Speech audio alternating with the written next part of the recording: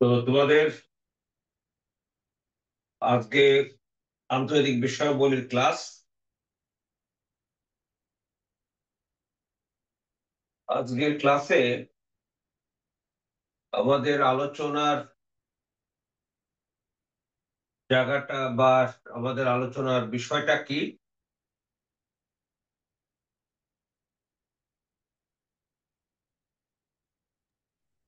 Sir, দ্বিতীয় বিশ্বযুদ্ধের প্রেক্ষাপট।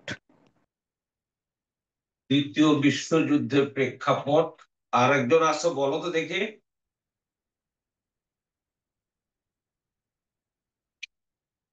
আর কে আছে ক্লাসে? আর কে আছে?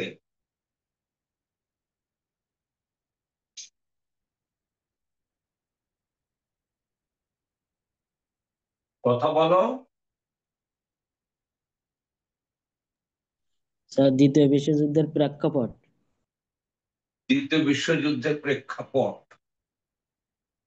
এটাকে অন্য কোনো আহ মানে কথা বলা যায়? অন্য কোনো কথা বলে এটাকে প্রকাশ করা যায়? আমি প্রেক্ষাপট না বলে কি বলতে পারি? দ্বিতীয় বিশ্ব ব্যবস্থা। বলো, একজন বলো। আমরা প্রেক্ষাপট শব্দটা ব্যবহার না করে, দ্বিতীয় বিশ্বযুদ্ধের প্রেক্ষাপট না বলে আমরা কি বললে বিষয়টি একই হবে?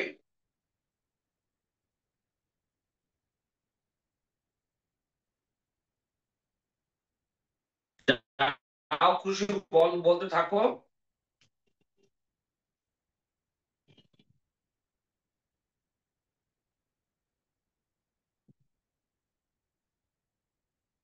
কি বলতে পারছো না?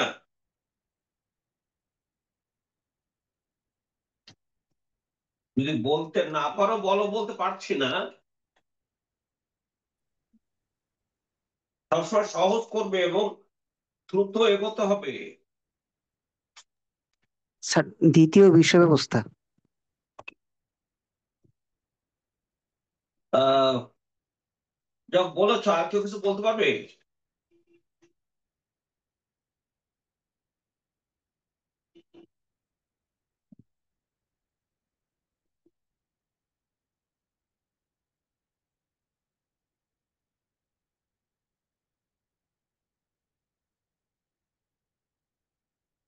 তো তোমাদের আমি একটু জানিয়ে রাখি, সেটা হলো যে আহ যারা ভর্তি হওনি তাদের সময় আর দেওয়া যাবে না।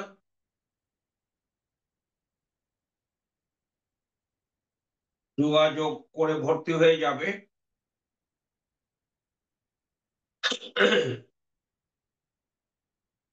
তো আমি যেটা বলছিলাম,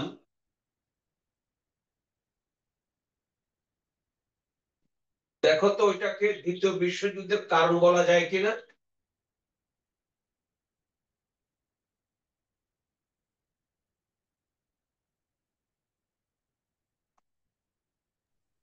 জি স্যার। দ্বিতীয় বিশ্বযুদ্ধের প্রেক্ষাপট, আমি আবার বলছি দ্বিতীয় বিশ্বযুদ্ধের কারণ। তাহলে কি কি কথাটা চাচ্ছিলাম তোমাদের কাছে? দ্বিতীয় এই বিশ্বযুদ্ধের কারণ কারণটা। শব্দটা বলতে, ঠিক আছে? কারণ বলে বোঝাবে।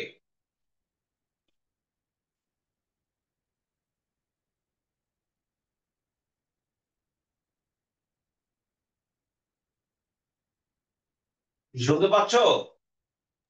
জি স্যার। তাহলে আমরা দ্বিতীয় বিশ্বযুদ্ধের প্রেক্ষাপট মানে দ্বিতীয় বিশ্বযুদ্ধের কারণ কথা বলবো, তাই না? কারণ। তাহলে দ্বিতীয় বিশ্বযুদ্ধের মানে কারণ আমি এখানে এনেছি দুটো। একটা হচ্ছে ভার্সাই সন্ধি, আর একটা হলো রুশ বিপ্লব। তাহলে আমাদেরকে যদি সংক্ষেপে মনে রাখতে হয় যে 1939 সালে সেপ্টেম্বর মাসের 1 তারিখে জার্মানি পোল্যান্ড আক্রমণের মধ্য দিয়ে দ্বিতীয় বিশ্বযুদ্ধ শুরু করেছিলেন। এই দ্বিতীয় বিশ্বযুদ্ধের প্রেক্ষাপট বা কারণ হিসাবে আমরা দুটি বিষয়কে তুলে ধরলাম। একটা হচ্ছে ভার্সাই সন্ধি, একটা হচ্ছে রুশ বিপ্লব। তাহলে আমরা সংক্ষেপে বলি যে দ্বিতীয় বিশ্বযুদ্ধের কয়টা কারণ আমরা আলোচনা করব? দুইটা। দুইটা। কি কি?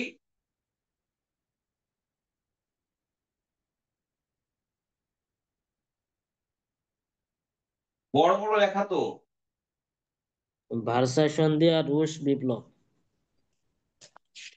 এই যে দুটো আমরা এবার, তার মানে আজকে আমাদের আলোচনা বিষয়টা হবে তথ্যের মধ্য দিয়ে, বিষয়গুলো জানার মধ্য দিয়ে এইটা প্রমাণ করা যে ভার্সাই সন্ধির মাধ্যমে কিভাবে দ্বিতীয় বিশ্বযুদ্ধ হয়েছিল। অ্যাট দ্য সেম টাইম রুশ বিপ্লব কিভাবে দ্বিতীয় বিশ্বযুদ্ধের কারণ হয়ে দেখা দিল। আমি এই বিষয়গুলো তোমাদের এখন আলোচনা করব, কথা বলবো সেখান থেকে তোমরা আগামীকাল যখন রেকর্ড পাবে, আগামী পিডিএফটা তোমাদের আমার সম্পূর্ণ লেখা হয়নি, কালকে লিখে কালকে পিডিএফটা দেব। সেটা হলো, তোমাদেরকে আমি বারবার বলেছি যে একটা ঘটনা ঘটে পূর্ববর্তী ঘটনার প্রতিক্রিয়া হিসাবে। মানে যদি পূর্ববর্তী কোনো ঘটনা না থাকে তাহলে পরবর্তী ঘটনা তো ওই ধরনের ঘটবে না। তাহলে পরবর্তী ঘটনা, দেখো তো পূর্ববর্তী ঘটনার প্রতিক্রিয়া কিনা। জি স্যার। তুমি আহ কি বলবো যে তুমি একটু আহ, মানে একটা লোক তোমাকে ভালো কথা বলেনি, খারাপ কথা বলেছে, ওটা তোমার একটা প্রতিক্রিয়া হবে না? জি স্যার। এই প্রতিক্রিয়া ছাড়া পরবর্তী ঘটনা ঘটে না। তাহলে পরবর্তী ঘটনা ঘটার জন্য রিয়াকশন লাগবে, তাই না? ঠিক তো? জি স্যার। আর তার জন্য আগের একটা ঘটনা লাগবে। তাহলে আমি যদি এভাবে দেখি, আমি যদি এভাবে দেখি,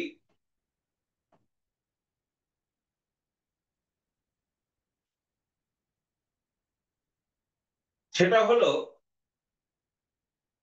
আমার এক্স একটা ঘটনা, তার প্রতিক্রিয়া দেখো তো ওয়াই হতে পারে কিনা।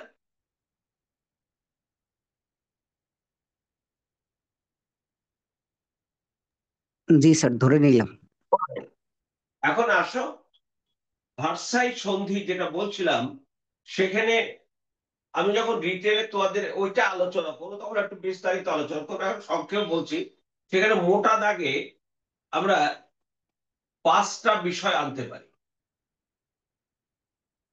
যে 5টা বিষয়ে জার্মানিকে প্রচন্ড ভাবে প্রতিক্রিয়া সৃষ্টি করাবে, এবং সেই প্রতিক্রিয়া যুদ্ধ বিধ্বস্ত জার্মানির সবচেয়ে বেশি দেখিয়েছেন অ্যাডলফ হিটলার।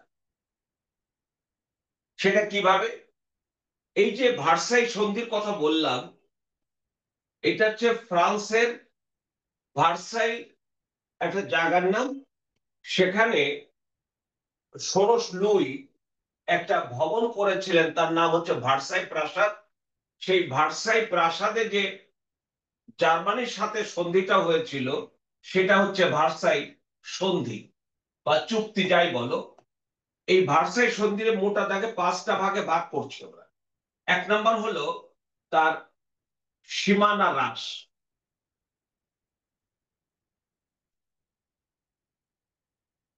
জার্মানির সীমানা কমিয়ে দেওয়া হলো, মানে তার আশেপাশে যারা আছে তারা জার্মানির ভূখণ্ড থেকে প্রায় 29,000 বর্গ মাইল ভূখণ্ড জার্মানির কাছ থেকে কেড়ে নেওয়া হলো। তাহলে জার্মানির ভূখণ্ড কেড়ে নিলে সেই সময় কিন্তু জার্মানি কিছু করতে পারছে না, কিন্তু প্রতিক্রিয়া হচ্ছে কিনা ভিতরে ভিতরে। জি স্যার। খেয়াল করো। 2 নম্বর হলো সামরিক সামরিক শর্ত। এই সামরিক শর্তে বলা হলো জার্মানিতে ভবিষ্যতে 1 লাখের বেশি সৈন্য থাকতে পারবে না।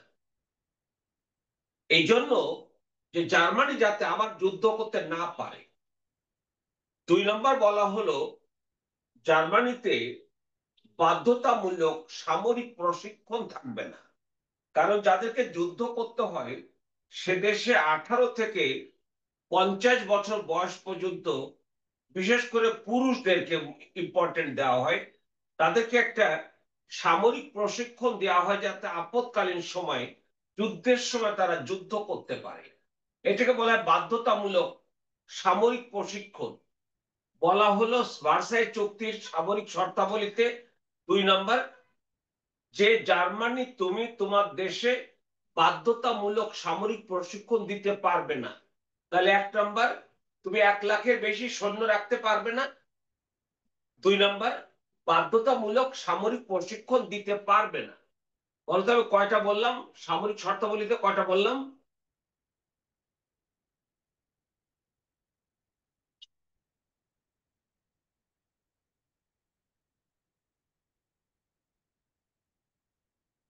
কি শোনা যাচ্ছে না? স্যার 3টা স্যার। আমি দুটো বলেছি। ও 2টা, জি স্যার। একটা হলো 1 লাখের বেশি সৈন্য রাখতে পারবেন না। 2 নম্বর হলো বাধ্যতামূলক সামরিক প্রশিক্ষণ দিতে পারবেন না। তাহলে কয়টা শর্ত ছিল? মানে সামরিক 2টা। কয়টা বললাম আমি? 2টা স্যার। 2টা। আরেকজন বলো তো কয়টা? 2টা স্যার। আর কেউ আসো ক্লাসে, কে আসো আর একটু। আর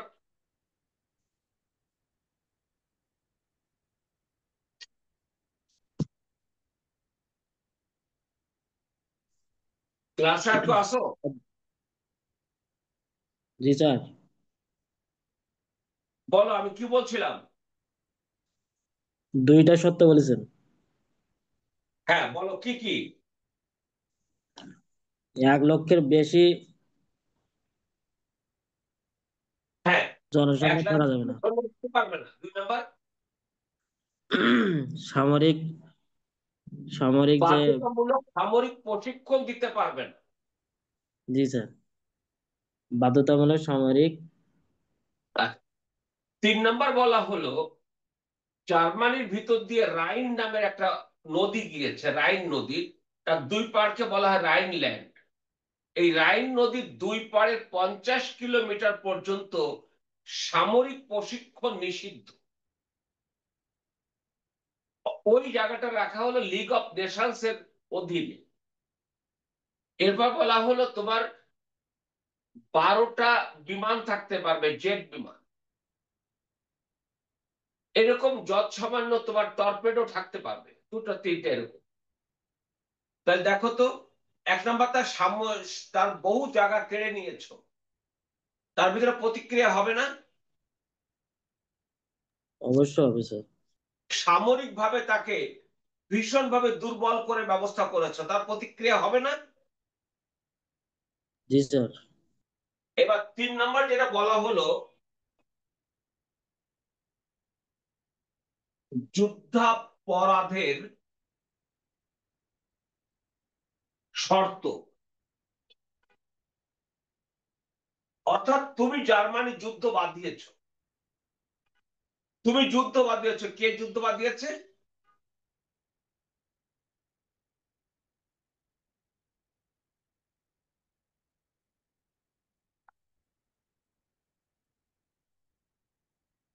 বলো কে যুদ্ধ বাঁধিয়েছে?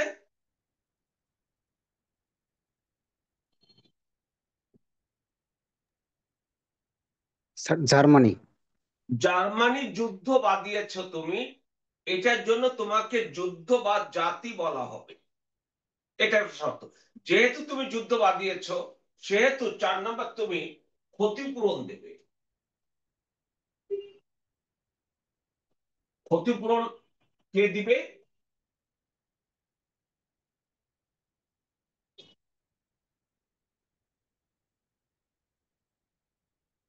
বলো ক্ষতিপূরণ কে দিবে? জার্মানি। জার্মানি। আরেকজন বলো। জি স্যার, ক্ষতিপূরণ জার্মানি দিবে। আচ্ছা, এবং 5 নাম্বার বলা হলো জার্মানির সাথে কেউ কূটনৈতিক সম্পর্ক করতে পারবে না। তাই দেখো তো, জার্মানিকে পুরোপুরি বিশ্ব থেকে বিচ্ছিন্ন করা হলো কিনা। অবশ্যই। একঘরে করা হলো কিনা। জি স্যার। জি স্যার। এই অবস্থায় কি জার্মানির ভিতরে প্রতিক্রিয়া হবে না? জি স্যার। আমাদের যখন বলা হলো যে বাংলাই হবে এবং উর্দুই হবে পাকিস্তানের একমাত্র রাষ্ট্রভাষা, আমাদের প্রতিক্রিয়া হয়নি? জি স্যার, ক্ষোভের সৃষ্টি হয়েছিল। হৈসলের বিরুদ্ধে আমরা ভাষা আন্দোলন করেছিলাম, তাই না? জি স্যার। তার মানে যদি তারা না বলতো এইটা, তাহলে আজকে যদি এইটা না হতো, তাহলে তো জার্মানির ভিতরে এমন প্রতিক্রিয়া হতো না, তাহলে তো দ্বিতীয় বিশ্বযুদ্ধ হতো না। তাহলে এটা গেল একটা। আর একটা হলো, আমি বলছিলাম যে তোমার রুশ বিপ্লব কিভাবে তৃতীয় বিশ্বযুদ্ধের জন্য ভূমিকা রেখেছে। রুশ বিপ্লব, তোমরা জানো যে 1917 সালে রুশ বিপ্লব রুশ বিপ্লব হয়েছে। রুশ বিপ্লবের মধ্য দিয়ে পৃথিবীতে প্রথম রাশিয়া সমাজতান্ত্রিক দেশ হয়েছে। তাহলে পৃথিবীতে প্রথম সমাজতান্ত্রিক দেশ কে হয়েছে? রাশিয়া। কিসের মধ্য দিয়ে?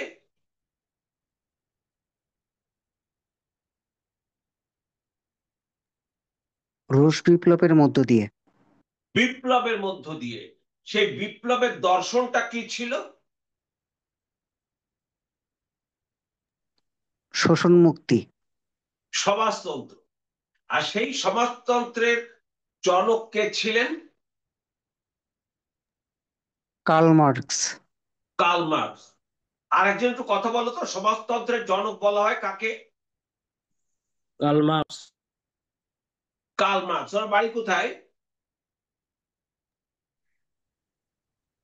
জি স্যার, জার্মানি। ওনার জন্ম যখন হয়েছে তখন জার্মানি ছিল না।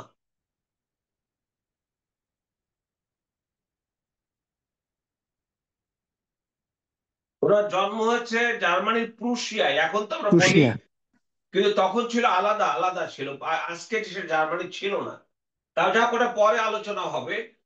তাহলে এর আগে পৃথিবীতে কোনো সমাজতান্ত্রিক দেশ নেই।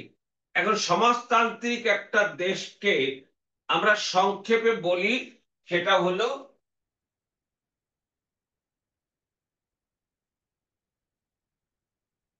কি লিখেছি বলতো? উৎপাদন। আমি যা লিখবো তোমরা বলে যাবে।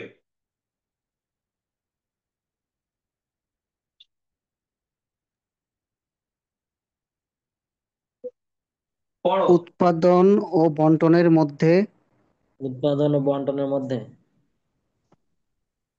সাম্য। আচ্ছা, সমসাময়িক আমরা অন্যান্য যে জায়গাগুলো দেখি, তারা কি এই ধরনের অর্থনীতি ছিল? না স্যার। তারা বিশেষ করে এশিয়া, আফ্রিকায়, পুরো আফ্রিকার সব দেশ কিন্তু তখন উপনিবেশ ছিল। আমাদের এশিয়ার সিংহভাগ উপনিবেশ ছিল, তুই একটা স্বাধীন দেশ ছাড়া। এই যে যারা উপনিবেশ, আমরা যারা উপনিবেশ ছিলাম, আমরা যেমন ব্রিটিশের দখলে ছিলাম, তখন ব্রিটিশরা, ওরা কি চাষবাস করতো দেশে?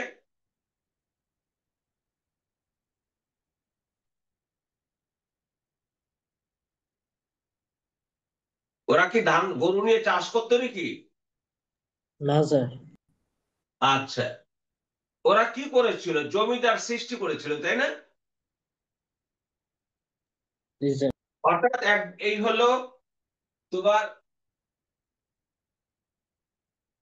সামন্ত প্রভু। সামন্ত কথাটা বোঝো? সামন্ত শব্দের অর্থ বোঝো? না স্যার। ধনিক শ্রেণী, ইংরেজিতে বলে ফিউডাল। তাহলে আমাদের ভারতবর্ষে ধনিক শ্রেণী ছিল কারা? জমিদাররা। জমিদার ভূস্বামী যারা ছিল, এরা ছিল সব মহা একজন ক্ষমতাধর মানুষ। উৎপাদন করতো কে? প্রান্তিক কৃষকরা। কৃষকরা। যারা উৎপাদন করতো তারা কি ভোগ করতে পারতো? না স্যার স্যার। খুবই কম ভোগ করতো। এক কথায় তাদেরকে ভোগের স্বাধীনতা ছিল না।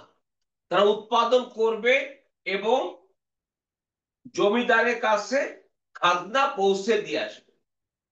তোমার কতটুকু ধান হয়েছে কতটুকু হয়নি, এটা কি জমিদারদের বিবেচ্য বিষয় ছিল? না। আবার জমিদারদের উপরে যে অ্যাসাইনমেন্ট ছিল ব্রিটিশ সরকারের, সেখানে বলা হয়েছিল যে কি করবে আমি জানি না, আমার এত টাকা তোমার দিতে হবে।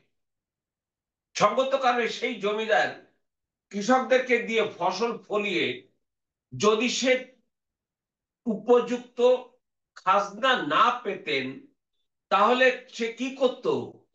সেই সময় আমরা জানতাম যে চাবুক দিয়ে পিটানো হতো। চাবুক, চাবুক তো শুনেছো তাই না? জি জি। সেই চাবুকের একটা পিটান মানে হলো তার খুব খারাপ অবস্থা হয়ে যাওয়া। তখন এই নিষ্ঠুর প্রথা ছিল। সেই নিষ্ঠুর প্রথাকে প্রথম পৃথিবীতে ভেঙে দেওয়া হলো রাশিয়ায়, এই রুশ বিপ্লব, বলশেবিক বিপ্লবের মধ্য দিয়ে। বিপ্লবের আগে রাশিয়ায়ও কিন্তু এই সামন্ত শাসন ছিল। যার দ্বিতীয় নিকোলাস ছিল শেষ জার। সেই জারদের যে শাসন ছিল, সেখানেও কিন্তু এই জমিদার শ্রেণী, ভূস্বামী, এরাই শাসন করত। একসময় ইউরোপে এই ভূস্বামী ছিল, জমিদার শ্রেণী ছিল বেশিরভাগই হলো খ্রিস্টীয় ধর্মের গুরুরা, এবং তারা যা ইচ্ছা তাই করত, যা খুশি তাই করত। আর ভারতবর্ষে জমিদারি প্রথা, তারপর করা হলো চিরস্থায়ী বন্দোবস্ত। চিরস্থায়ী বন্দোবস্ত কে করেছিলেন?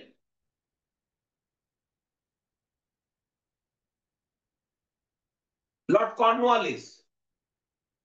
নাম শুনেছো লর্ড কর্নওয়ালিস, গভর্নর জেনারেল? জি স্যার। জি। সেই লর্ড কর্নওয়ালিস চিরস্থায়ী বন্দোবস্ত করলো। সেই চিরস্থায়ী বন্দোবস্ত কিভাবে করলো? সেটা হলো খাজনা প্রচুর বাড়িয়ে দেওয়া হলো। এই খাজনা আমাকে গত বছর যা দিয়েছিলে, বলা হলো যে এই পরিমাণ দিতে হবে। কতবার দিয়েছ, এইবার সেটা দিতে হবে। কইতে দিবা সেটা আমি জানি না। বন্দোবস্তটা হচ্ছে এক্স দিতে হবে তোমাকে, প্রতি বছর তোমাকে এক্স দিতে হবে। তোমাকে 1 লাখ টাকা দিতে হবে প্রতি বছর। পরের বছর তুমি 90,000 টাকা দেওয়া, তা হবে না।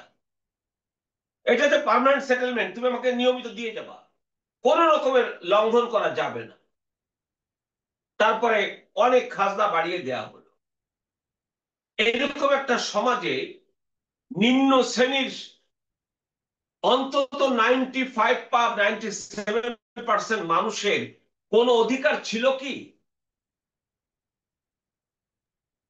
না না স্যার। স্যার। এই যে অধিকার বঞ্চিত মানুষগুলো যখন বিপ্লব হলো, এখন তারা দেখলো যারা উৎপাদন করবে তাদের মধ্যে বন্টন হবে। আমি উৎপাদন করব না, আমি খাবো কেন? কিন্তু বৃদ্ধ এবং শিশু, তারা উৎপাদন কাজে অংশ নিতে পারবে না। তাদের দেখার দায়িত্ব রাষ্ট্রের। কিন্তু যারা উৎপাদনশীল, উৎপাদনক্ষম জনগোষ্ঠী, তাদেরকে উৎপাদন করতেই হবে। উৎপাদন করবে না, ভাগ পাবা না। তাহলে দাঁড়াচ্ছেটা হলো, উৎপাদন এবং বন্টনের মধ্যে যখন সাম্য আসে, দেখো তো পৃথিবীতে এই একটা রেডিকাল চেঞ্জ হলো কিনা। জি স্যার। দেখো তো এই রেডিকাল চেঞ্জটা তাৎক্ষণিকভাবে আমরা এটাকে পজিটিভলি দেখবো না নেগেটিভলি দেখবো? নেগেটিভলি। পয়েন্ট অফ ভিউ, যারা জমিদার তাদের পয়েন্ট অফ ভিউ, যারা কৃষক শ্রেণী তাদের পয়েন্ট অফ ভিউ। আমি কিন্তু কৃষকের পক্ষে থাকবো। আমি নিচের যে মানুষগুলো উৎপাদন করে তাদের পক্ষে থাকবো। যারা ভোগ করে, তখন তো জানো যে জমিদারের কতটা মানসিকতা তাদের জন্ম দিয়েছিল।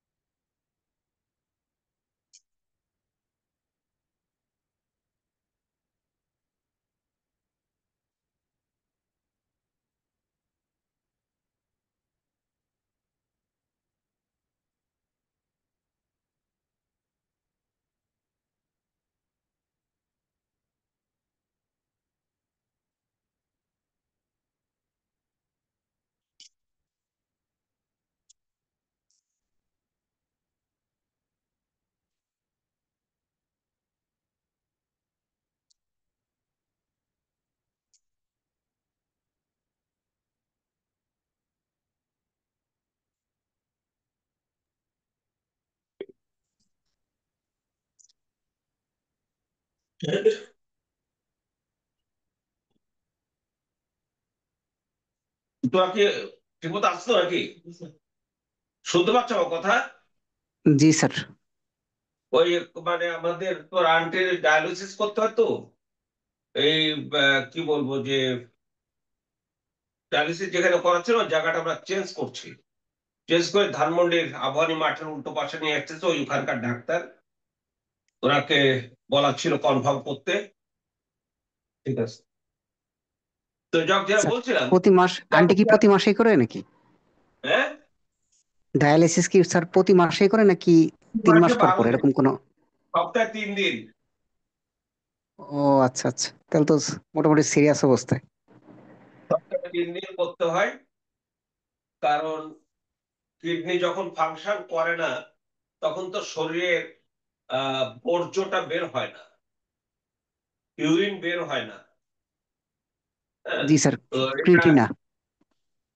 কিটিনিন বলে আর কি। কিটিনিন বেড়ে গেলে মানে যখন কিডনি খারাপের দিকে যায় তখন কিটিনিন বাড়ে। 1.3 পর্যন্ত ভালো থাকে আর কি। তো যাও, এটা একটা কি বলবো নির্মম একটা বাস্তবতা। এটা সেটি আর কি, যাও ওটা অধিকার না যাই আমরা। যেটা বলছিলাম সেটা হলো যে আমি যখন উৎপাদন করছি আমি খেতে পাচ্ছি, কিন্তু তখন আমরা ভারতবর্ষ বলো আফ্রিকা বলো, তখন কিন্তু ছিল সামন্ত শাসন। সর্বোচ্চ শিখরে ছিল সাম্রাজ্যবাদী একটা দেশ, যাকে বলা হতো সামন্ত প্রভু। আর একটা দেশে অনেকগুলো সামন্ত ছিল। এই যে আমাদের দেশের জমিদারি প্রথা, এবং এই জমিদারদের ভিতরে আমরা যদি বলি হিন্দু মুসলমান, সব মানে বেশি মানে জমিদার ছিল কারা, হিন্দুরা না মুসলমানরা? বেশিরভাগ সনাতন ধর্মাবলম্বী ছিল। সনাতন না, হিন্দুরা। জি স্যার। হিন্দুদের জি স্যার, ভিতরে বুঝতে যারা পারছি। উচ্চ বর্ণের তারাই ছিল, নিম্ন বর্ণের কেউ জমিদার খুব রেয়ার হয়েছে।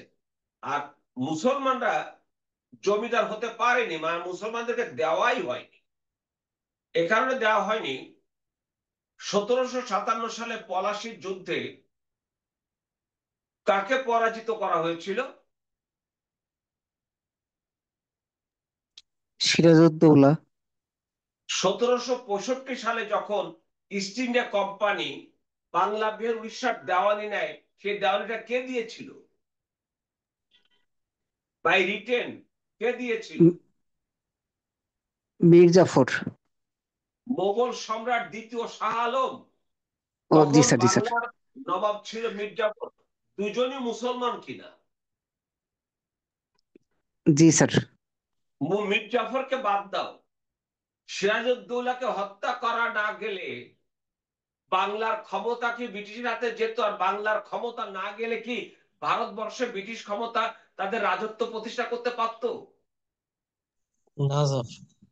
এই জন্য বলা হয় পলাশির যুদ্ধে পরাজয় এটা কতটা ক্ষতি হয়েছে বা লাভ হয়েছে সেটা সবচেয়ে বড় জায়গাটা হচ্ছে পলাশির যুদ্ধের নবাব সিরাজউদ্দৌলার পরাজয়।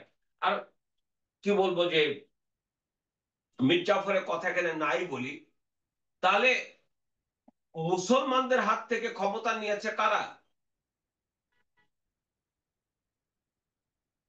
ব্রিটিশরা। ব্রিটিশরা। জি স্যার। তাহলে সঙ্গত কারণে মুসলমানরা তাদের হারানো গৌরব, হারানো শাসন পুনরুদ্ধার করতে চাবে না। জি স্যার। তাহলে কি করতে হবে? মুসলমানরা যাতে মানে একবার নিম্ন পর্যায়ে থাকে, তারা যাতে কোন রকমের ক্ষমতা দখল করার মতো মানসিকতা দেখাতে না পারে, অর্থবিত্ত থেকে তাদের দূরে রাখতে হবে। টাকা না থাকলে কোনো লাভ আছে? টাকা না দিয়ে কিছু করতে পারবা? না স্যার। না স্যার। সেই কারণে কি করা হলো, মুসলমানদেরকে দূরে সরিয়ে সব জমিদারি দেয়া হলো হিন্দুদেরকে। কথা বুঝতে পেরেছো? জি স্যার। জি স্যার। এখন আসো, সেই যে জমিদারিটা দেয়া হলো, সেই জমিদারি দেওয়ার মধ্য দিয়ে কি দাঁড়ালো? জমিদার, তুমি একটা অট্টালিকা বানাবা তোমার জন্য, তোমার জন্য একটা নর্তকী নৃত্য করবে, এরকম একটা নৃত্যকী খানা থাকতে, নর্তকী থাকতে হবে, তাই না? বাইজি থাকতে হবে, এগুলো ছিল না? এরা জি জমিদার স্যার। কালচারের সাথে এগুলো কি রিলেটেড না? জি স্যার। এর মধ্য দিয়ে দেখো তো, জমিদার শ্রেণীকে সাধারণ মানুষের থেকে দূরে সরিয়ে দেওয়া হলো কিনা, দূরে সরিয়ে নেওয়া হলো কিনা?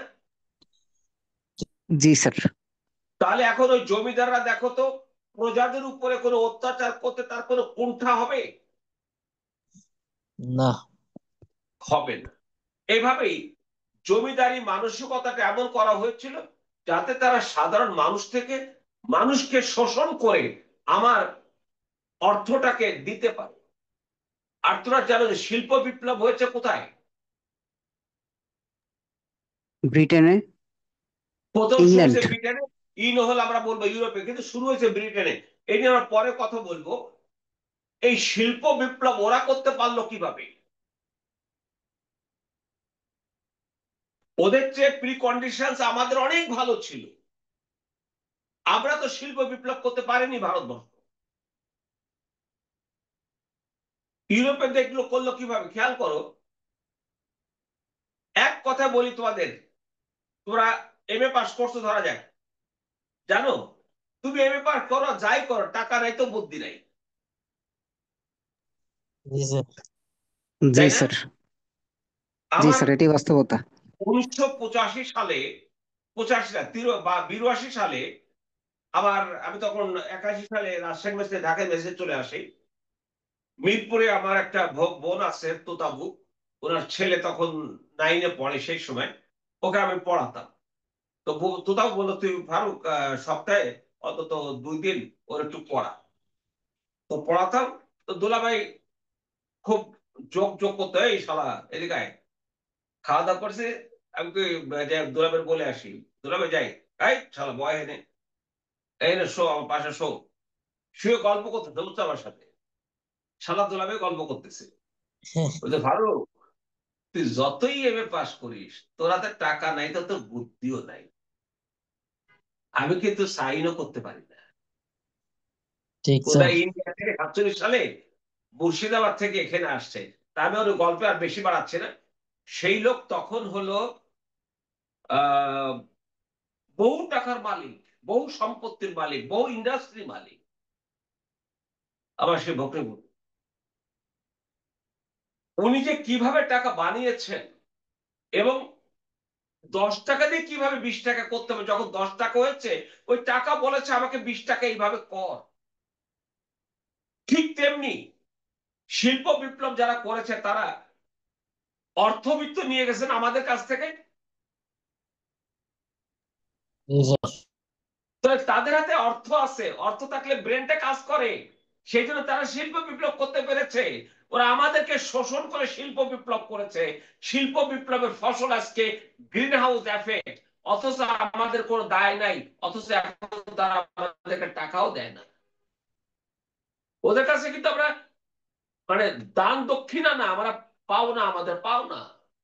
তো যাক, আমরা সেখানে যাব। না, এখন এটা পাবো আসুন, না। কিন্তু স্যার যা এই দেয় যে স্যার ঋণ দেয়, মানে ঋণের ভিতরে আবার বিজনেস করে নেয়, মানে ওটা ইন্টারেস্ট আছে, নিয়ে। এখন তো সেটা এস্টাবলিশ হয়ে গেছে। আগে যেমন আমরা দেখেছি তারা আমাদেরকে শাসনের মধ্য দিয়ে শোষণ করেছে, এখন কিন্তু শাসন করে না তারা আমাদেরকে, কিন্তু শোষণটা ঠিকই আছে। এবং সেই শোষণটা এখন প্রাতিষ্ঠানিক হয়েছে। তোমরা তো ওদিকে যাও কিনা, এটা কি শুনেছো? তোমার trade related intellectual property rights কখনো শুনেছো? জি স্যার শুনছি। Trade related intellectual property rights. ধরো এই যে আমার একটা ডিজিটাল বোর্ড, জি স্যার, এই ঔষধের উপর, বোর্ডটা যিনি বানিয়েছেন, ঔষধের মেধাস্বত্ব আইন। এটা তার মেধা থেকে এসছে। আগে ডাব্লিউটিওর আগে যায় পৃথিবীতে যেই যা বানাক অবিকল নকল করার সুযোগ ছিল। ডাব্লিউটিও হওয়ার পর থেকে তুমি কিছু নকল করতে পারবে না। তবে হ্যাঁ, তুমি তৈরি করো, তৈরি করার জন্য তুমি আমার কাছে লাইসেন্স নিয়ে যাও। যেহেতু এটা মেধাস্বত্ব আমার, সো আমি তোমার কাছে লাইসেন্স দিয়ে দিব। আমাকে 2 বছর লাইসেন্স দিবা, তোমাকে আমাকে $10 মিলিয়ন দিবা, বা নাহলে স্যার কপিরাইট, $1 মিলিয়ন দিবা। 2 বছর কপিরাইট করে পরে দেয়। আমার নবায়ন করতে হবে। তা মানে কি? এই যে মানে ইন্টেলেকচুয়াল প্রপার্টি যত শিল্প গড়ে উঠেছে, সেগুলো দেখো তো সব ওই সাম্রাজ্যবাদী গুটি কয়েক দেশে কিনা। জি স্যার। ওরা কিন্তু এখন পর ঠ্যাং দিয়ে বৈশা খাইলেও তাদের অসুবিধা নেই। তোমাদের অর্থনীতি যখন বোঝাবো, তখন বোঝাবো তাদের অর্থনীতি এখন মাস কনজামশন বলে। এটা আমি তোমাদের একটা এরোপ্লেন দেখে, চিলির এক ভদ্রলোক অর্থনৈতিক স্টেপস গুলোকে এরোপ্লেন দিয়ে তিনি বুঝিয়েছেন, আমি সব পরে বোঝাবো। তাহলে যারা বলছিলাম, এখন তাদের আর চিন্তা নেই, তারা বই ঠ্যাঙ্গের পর পাও দিয়ে পয়সা প্রতিদিন মিলিয়ন মিলিয়ন ডলার ইনকাম করবে, কোনো অসুবিধা নেই। এই ব্যবস্থা হয়ে গেছে। তো যাক, চলে আসি। এই যে উৎপাদন এবং বন্টন হলো, তারপরে দেখো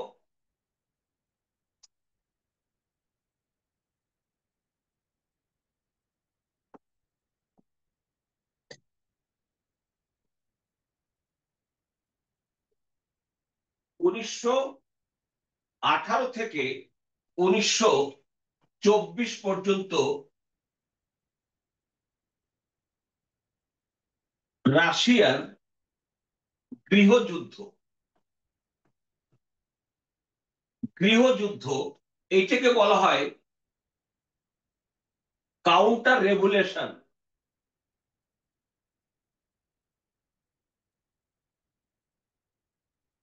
বা প্রতি বিপ্লব।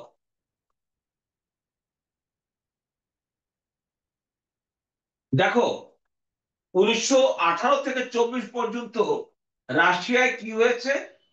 গৃহযুদ্ধ বলে, আমরা বলবো আসলে কাউন্টার, কাউন্টার রেভুলেশন মানে প্রতি বিপ্লব। তাহলে রাশিয়ার প্রতি বিপ্লব হয়েছিল কখন থেকে কখন? 1918 থেকে 1924 সাল পর্যন্ত। এখানে পক্ষ ছিল দুটো। প্রথম পক্ষ ছিল তোমার কি বলবে যে রেড আর্মি। এই রেড আর্মি হলো লেনিনের। আর ছিল হলো বলশেবিক, যারা কমিউনিস্ট ছিল, তাদেরকে সংখ্যাগরিষ্ঠ হওয়ার জন্য তাদেরকে বলশেভ বলা হতো। এটা ছিল একটা পক্ষ। এদের বিপক্ষে ছিল হলো জার দ্বিতীয় নিকোলাস, ওই যে সামন্ত, বুঝছো? জি স্যার। এবং তার সামন্ত যে জমিদারেরা ছিলেন সামন্ত। তাহলে একটা পক্ষ হচ্ছে লেনিনের পক্ষ আর একটা হচ্ছে জারের পক্ষ। এই জারের পক্ষ তারা আগে যে সিস্টেমে ছিল সেই সিস্টেমে চলে যেতে চায়।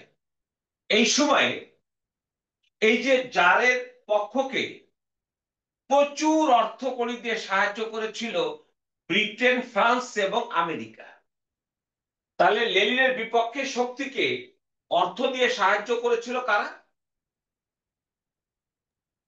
ইউকে, ইউএস আর ফ্রান্স। কেন করলো? পুঁজিবাদের স্বার্থে আদর্শিক দ্বন্দ্বের। করে এই সমাজতন্ত্র ধ্বংস করে দিল, যাতে সমাজতন্ত্র বিকশিত হলে সবচেয়ে বড় ক্ষতি হবে পুঁজিবাদের, সাম্রাজ্যবাদের। কাজে কাকে পতন ঘটাতে হবে? সমাজতন্ত্রের। সমাজতন্ত্রকে তোরা কি বুঝতে পেরেছো সবাই?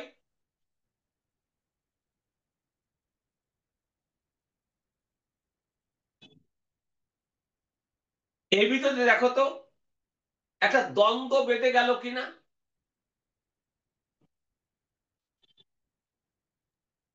জি স্যার। এই দ্বন্দ্বটাই দ্বিতীয় বিশ্বযুদ্ধের পর হয়েছে সিনাই যুদ্ধ। আর তাহলে হিটলার তো জানে যে ব্রিটেন এবং ফ্রান্স, ওরা আমেরিকা ওদেরকে সাহায্য দিয়েছিল। এখন হিটলার এইটাকে ব্যবহার করলো, সোভিয়েত ইউনিয়নকে ধ্বংস করে দেব আমি, ব্রিটেন ফ্রান্স তুমি আমার সাহায্য করো। তাহলে জার্মানিকে যদি সেদিন ব্রিটেন ফ্রান্স সাহায্য না করতো, সে কিন্তু দ্বিতীয় বিশ্বযুদ্ধ বাঁধাবার মতো ক্ষমতা হতো না। তাহলে ক্লিয়ার হচ্ছে দুটো কারণ। জি স্যার। তোমরা মনোযোগ দিয়ে আজকের ভিডিওটা দেখবে। আমি আগামী কালকে তোমাদের ভিডিওটা দেবো আর এটা কারেকশন করে দেবো। তো তোমরা থাকো, আমি একটু ওই তোর আন্টিকে ওষুধ দিতে হবে আর কি। ধন্যবাদ। জি স্যার, দেখা হবে। ধন্যবাদ স্যার।